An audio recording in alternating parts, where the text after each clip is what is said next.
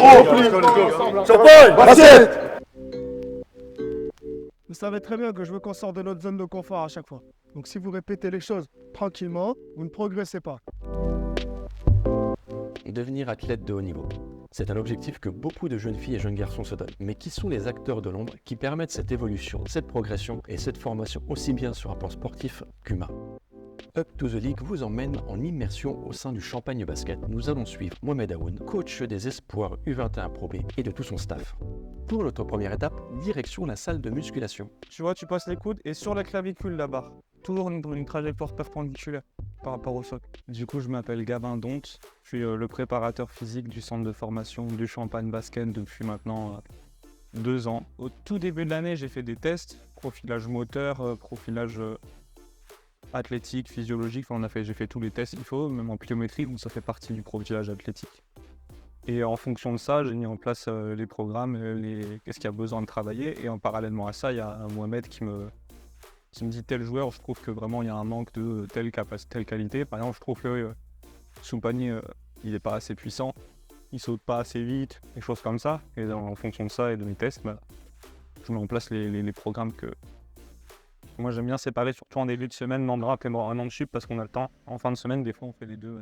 Aujourd'hui, on venait sur de la puissance et sur de la force, sur le haut du corps. Ok. C'est là-dessus qu'on est, ouais. Non, sauf Yann, ça c'est pour Thomas.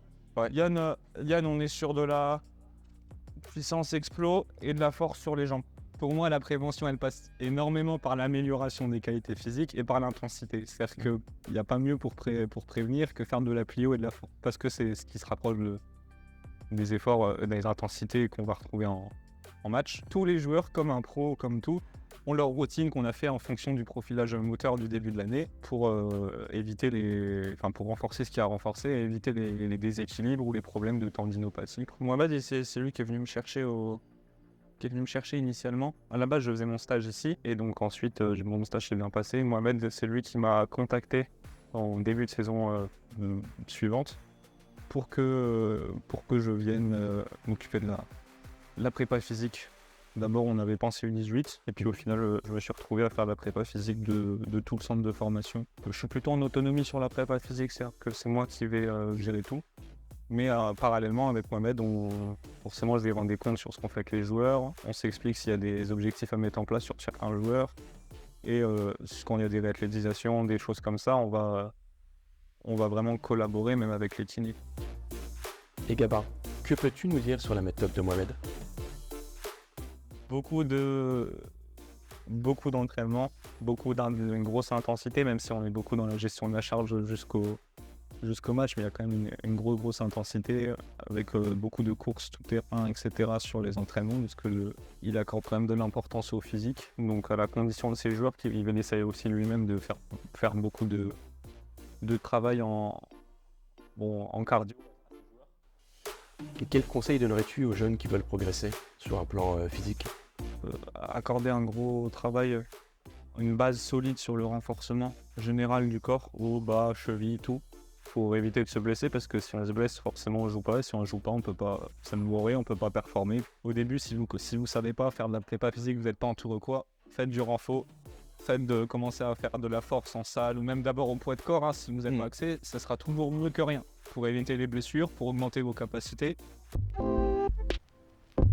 Cet après-midi, on enchaîne le programme.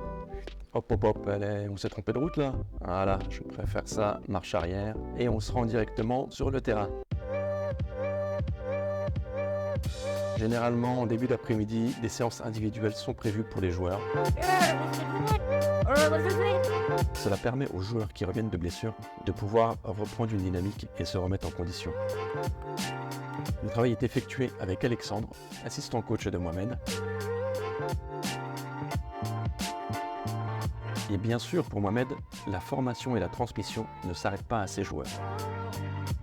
Nous reviendrons voir Alexandre un petit peu plus tard. Nous allons nous intéresser à ce qu'il se passe de l'autre côté du terrain. Une séance un petit peu particulière qui a été mise en place cette année par Coach Wo. Alors, je m'appelle Stéphane, je suis artisan plombier, entreprise Stéphane Chauffage et Plomberie, ouais, comme ça c'est dit. Et donc, je suis au centre de formation en tant en tant que bénévole depuis le mois d'août maintenant. Pousse bien et pour accélérer, penche en avant. Ah, c'est pas mal. Alors, je fais du travail spécifique donc avec les U21. Je fais du travail d'appui. J'ai fait de l'athlétisme pendant plus de 10 ans et donc j'étais sprinter. Le travail d'appui, c'est fondamental en athlétisme. J'ai arrêté quelques vingtaines d'années, on va dire. Et l'année dernière, donc, j'ai rencontré donc, Mohamed Aoun, qui m'a demandé s'il était possible que je fasse la même chose pour les espoirs. Et quels bénéfices vont trouver les joueurs avec ton travail? Qu'ils puissent améliorer les accélérations, améliorer la stabilité, améliorer la puissance, la position des pieds au moment de l'impact sur le sol, et puis prévenir aussi des blessures. Je veux que maintenant tu commences à te pencher un peu plus en avant. Ok, un peu plus tôt. Alors c'est Mo qui à la base qui me dit est-ce que tu peux travailler telle chose sur tel joueur. En début d'année donc j'ai eu Yann qui avait des difficultés à se stabiliser et à se coordonner dans ses mouvements. Il avait plus tendance à partir vers le haut au lieu de pousser vers le bas. Donc forcément, quand on cherche à aller vers le haut, on est plus vers la hauteur. Alors que une poussée, une accélération, ça demande plus à être penché en avant. Donc il faut s'ancrer dans le sol.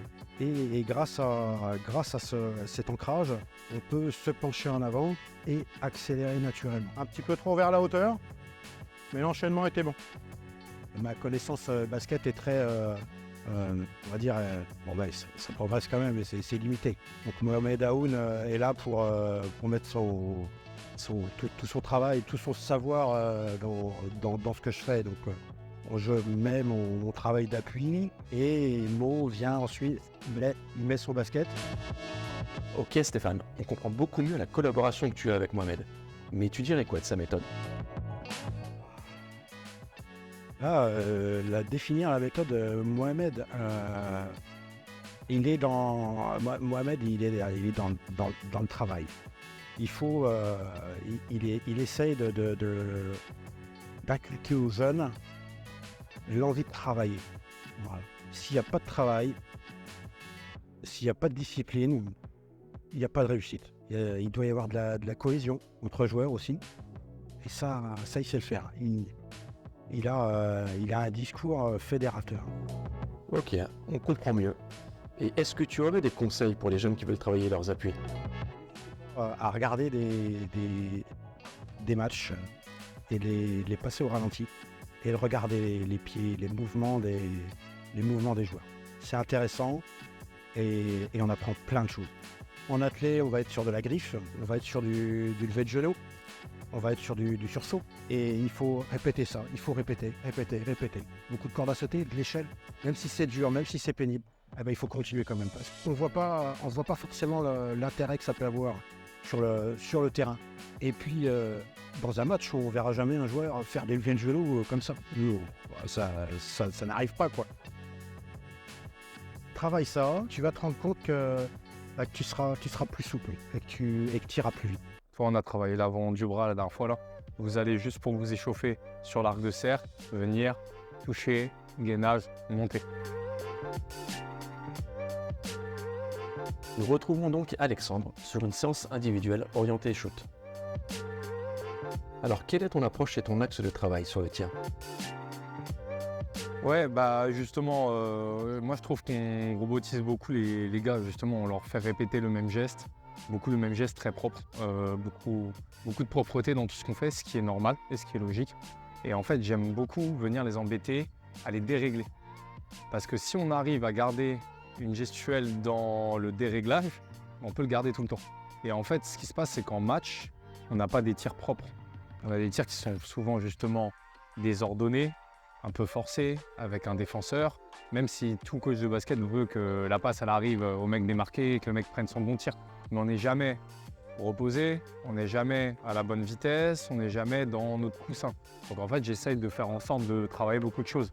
Là, sur les séquences, je fais justement des appuis qui sont différents d'un tir qui doit être rectiligne. Je les décale avant qu'ils reprennent le tir.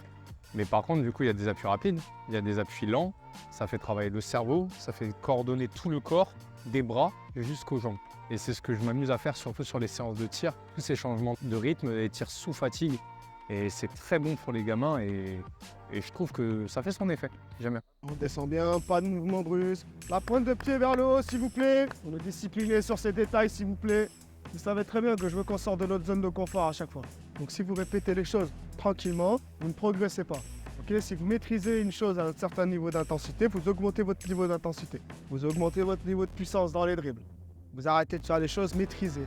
Vous sortez de votre zone de confort, même sur le travail individuel. Ouais, du coup, le lundi, l'objectif, c'est de... on a eu 2 jours off. Généralement, on joue les vendredis, on a samedi, dimanche de off. Donc l'idée, le lundi, c'est de retrouver du rythme. Donc ça, c'est la première chose. Quand je capte le rebond de ce côté, je pivote pas là, au cœur de la raquette. Il y a tout le monde qui va être ici. D'accord? On pivote à l'extérieur. Là, d'accord? Pour pouvoir avoir la sortie de balle. Sortir de la masse. Si tout le monde vient ici, je vais pouvoir changer de direction pour la lâcher après la barre. Ok? Mais attention au pivoter là. On casse la balle sur le saut. D'accord? Je vais venir pivoter pour lâcher vite le ballon. Voilà sur les sorties de balle. Allez, go! Ça, c'est les fondamentaux, les gars. Allez! Vite, vite, vite! Donc, les matins, généralement, on a du cardio pur, une salle de muscu avec du vélo, les rameurs. C'est vraiment le préparateur physique qui gère ça. Et le soir, on est autour aussi de l'aérobie, mais plutôt autour du basket. Donc du tir, beaucoup de quantitatif au niveau du tir. C'est pas une séquence ultra intense, mais par contre, en termes de quantité de course, voilà, c'est assez important. Bravo là, ce groupe, excellent job. D'accord? C'est pas parce qu'ils ont gagné, mais à chaque fois qu'ils ont dû aller au tir, c'est du sprint pour entrer dans la balle, tirer. Ensuite, il y a un temps de repos derrière. Ça, c'est important. Ils ont fini leur geste avec beaucoup plus de dynamisme sur le tir. Ils ont challengé. Dès le départ, ils ont dit qu'ils allaient vous éclater. Vous êtes des compétiteurs, on est au basket. C'est soit on gagne, soit on perd. Vous devez aborder chaque situation de la même manière. Là, ils viennent de gagner 1-0. Vous ne devez pas accepter que ce soit eux qui gagnent la deuxième manche.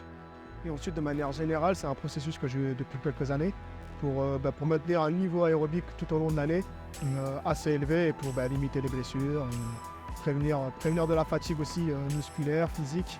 Et donc, en fait, petit à petit, dans la semaine, on augmente notre niveau d'intensité pour finir sur de la vitesse pure veille de match.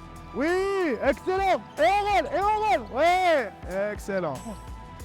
T'as failli faire 10 pommes. C'est bien les gars, bien, bien. Et voilà, et maintenir un niveau d'intensité pendant 40 minutes toute l'année. Donc voilà un peu la journée du lundi. On doit rester ensemble et on doit s'encourager à être exigeant tous les jours. Et c'était la première séance aujourd'hui, d'une longue série là pendant 2 mois. Les gars, on s'est fixé un objectif en début d'année. On s'est tous regardés dans les yeux. On sait vers où on va collectivement. Mais on s'est tous fixé des objectifs aussi individuels. Il y a 2 mois là. Il y a 2 mois là pour continuer à progresser individuellement. Pour essayer d'aller chercher chacun ses objectifs. D'accord? Donc c'est pour ça que je vous dis les gars, c'est important. C'est important de là maintenant comprendre qu'il reste que 2 mois. Que 2 mois. Ok les gros? Ok? Hein? Et le retour de Camille bien sûr. Champagne, basket.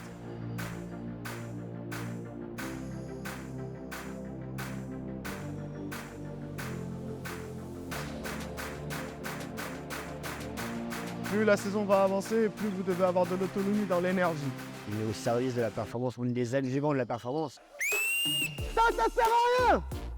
Arrêtez de mettre 15 ans à dire avant que vous avez vraiment mal. Il est beaucoup dans les détails. On n'attend pas dans la raquette pour faire faute dans la raquette 2+1.